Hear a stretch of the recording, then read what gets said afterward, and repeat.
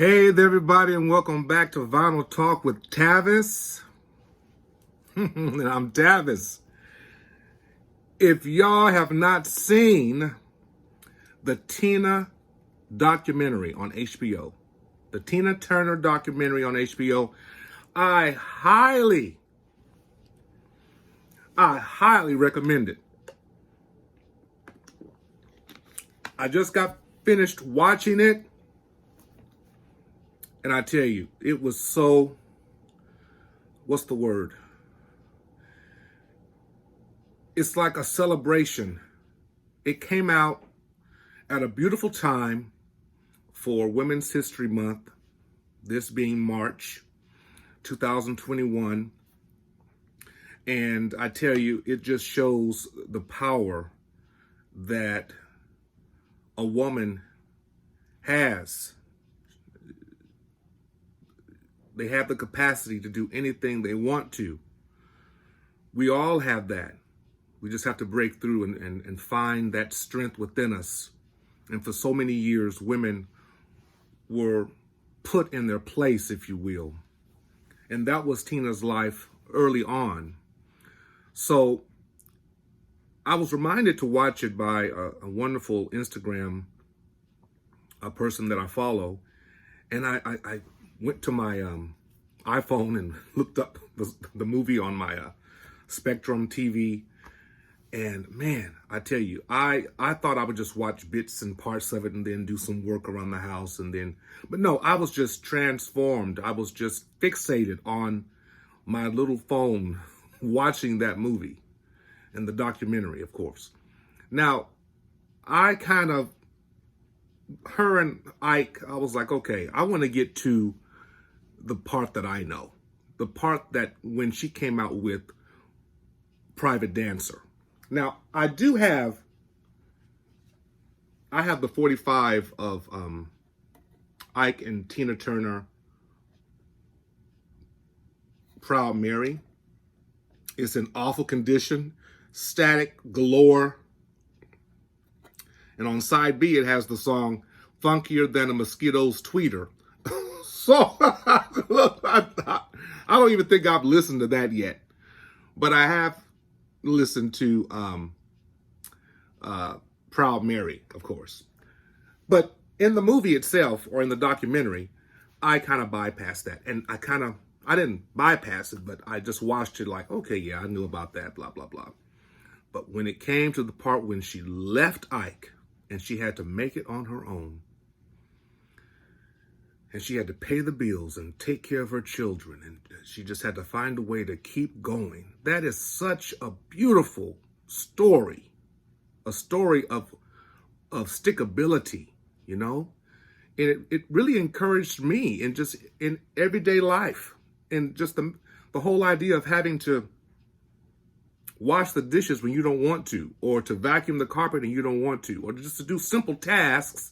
And I'm like, imagine all the sweat that Tina has sweated out through the years by performing. And you can't get up and vacuum your own carpet. Boy, get yourself up and vacuum the carpet. Stuff like that, you know? But man, I even took notes. I was so thrilled. And I'm going to get that book, Tina. I remember reading bits and pieces of it when I was in college at our library there. But, you know, I was in my 20s at that time. But the older I've gotten, the more I celebrate the artists that I fell in love with when I was like a preteen. And so what's love got to do with it? That song came out in '84, and I was 12 years old at the time. And I was just blown away by that song and blown away by the video. And I had to get the record. I remember getting this record in 1984. There's even a song on here called 1984 written by David Bowie. But I tell you, y'all, when this album came out, I was so thrilled. And the video came out on MTV, and it was just, do y'all remember? Just a great, every song. This is one of those albums in which you listen to every song and you don't, to me, there's no filler. Every song is wonderful. The first song I might have been Queen. Then What's Love Got to Do with It? Then we get to Show Some Respect. I Can't Stand the Rain. Better Be Good to Me. Let's Stay Together, written by Al Green. 1984 by David Bowie, and then Steel Claw, and then Private Dancer. Man, what a song. But let's just go over some things that I felt was really, really significant in the documentary. And if you just comment below and let me know if you saw it. And if you haven't, I highly recommend it. Like the whole story, I like when they talked about the background on how they made the album, in which Roger Davies, her manager, and John Carter, who was a producer for her, were trying to find songs as they got a record deal with Capitol Records. And Capitol Records changed staff. And when they found out that Tina Turner was on the roster working on an album, they told John Carter, the producer, that they didn't want her. And to be quite honest, to be frank, he said, and I can't say the whole thing, he said, the new people at Capitol said, one of the people, you signed that old N-word douchebag? I couldn't believe it. Well, actually, I can't believe it. But anyway, that's what was told to the producer. And he said, yes, and I'm very happy about it. And he got on his knees and told those people, we need to keep her. She's a keeper. She's going to have a hot record. And they said, yes, but we're not going to help you. You have to do it on your own. And so they did it. And she did not want to do the song, What's Love Got to Do with It? It was a cover. I didn't know that until watching the movie, the documentary. I did not know that a white group had even recorded the song, and they played a little bit of it in the video of that group singing it. It was like, oh, no, I would not have bought a copy of that album of that group. But when Tina came in and started recording it, and Terry Britton, who's the writer, one of the writers of that song, while she was recording it, she was doing it in a way that really wasn't making the song punch. And he told her to just sing it a little quieter. And she said to him, she said, if I sing it any more quieter, I'm going to be whispering. He said, okay. And they kept going back and forth in a very creative way. And then Tina found her footing. And that's usually how it works if you have a great record or a song in a studio, because I've worked in studios before and I've seen people work and it's like something's not right. And they usually like take a break or I would take a break and come back and say, okay, I think I understand what you want. And then I'll come back and do it again. And then, oh, that's it. It's like sometimes you just need a breather to get the right sound that you want from your artist. And I wish they would have talked about how they actually did Private Dancer, that song. That would have been so good to know. But that was really cool to find out about how difficult it was to complete the record. Although it took, in Tina's words, it took 2 weeks to complete. But I think getting into the record or just beginning the project itself and finding the songs and saying, okay, this is what we're going to do. Now let's record. And I think we have the backing of our record company, but that was not really the case. So they finished the record in 2 to 3 weeks and they sold 20 million copies. And I was one of the 20 million who bought it. Yes. And I think even now I have probably 3 copies of this. And I am so proud, so proud. And then, yes, I was around when she did the movie Mad Max. And I did a video about this last year, maybe 2 years ago. I'm not sure, when this finally came in. And I was proud of this. We don't need another hero. We don't need another hero.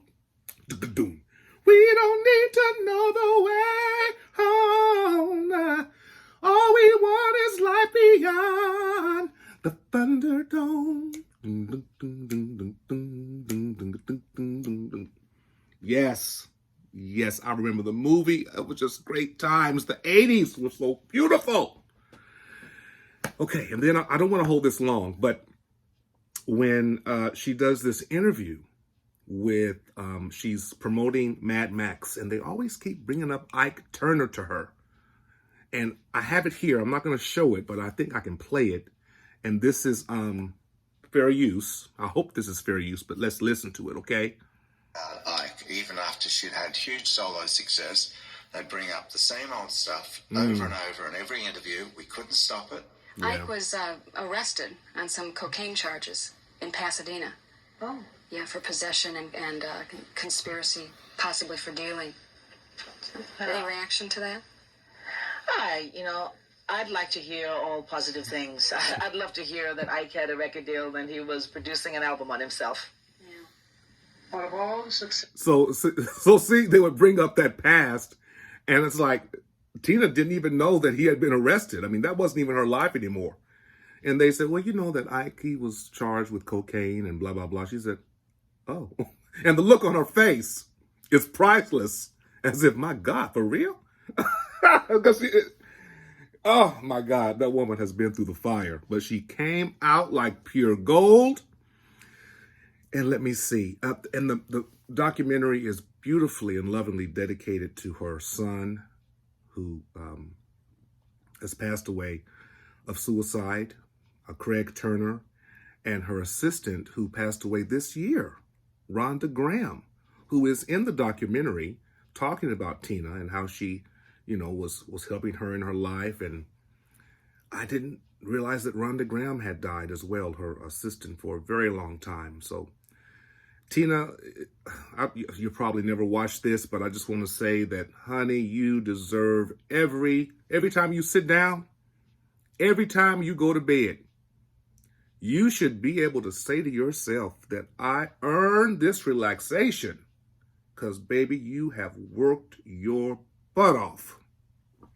You have sung till I don't know how your vocal cords could stand it. I just don't understand. That woman has worked so hard with Ike, after Ike, and man, and just, y'all, that is a very inspirational documentary. You need to watch it.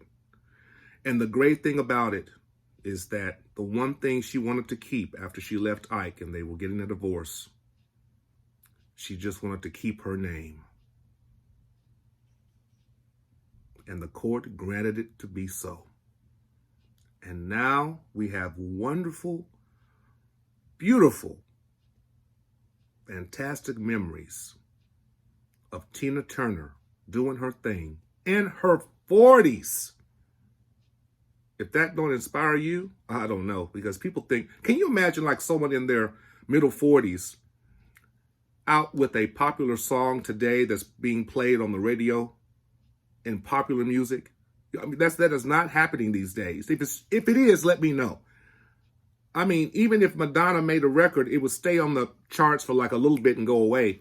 Because you have all these younger people who are doing all these things. And today, right now, at this present moment, is there someone in their middle 40s who is in the top 10? I just, that's how music has changed. And I could be completely wrong. If I am, you all let me know. I don't mean about any other type of charts. I mean like present day top 10. If you look on Spotify, which is really like the main place that people are listening to music, it seems, these days, and YouTube, is there someone in the middle 40s who has a song in the top 20? So things have really changed musically, or changed in the music industry big time. And I'm so glad that I was an 80s child, because I think it's one of the most beautiful times in music history. When music videos came into fruition, and we could see the artists perform, and they were beautiful. And it wasn't just a performance, but it was there was acting going on, and you could see other visual effects, and it just made everything just meld together. And now it's just gone to a whole new, completely different level. If you all know Lil Nas, he has a new song out called, man, what is the name of that song? Alexa, what's the name of Lil Nas's new song? Lil Nas X's newest song is Montero. It was released on March 26th, 2021. Yeah, and that's like #1 on YouTube, the video, and it's a magnificent video, but it's just full of visual effects and blah, blah, blah. But back in the 80s, man, it was just really something to see something like that. So this is just a quick review of the fantastic documentary Tina on HBO. I highly recommend it. Tina, thank you for making such beautiful music and finding your strength. And I love you. And with that, as always, with music and with phenomenal documentaries like Tina on HBO, showing now, be inspired and stay inspired.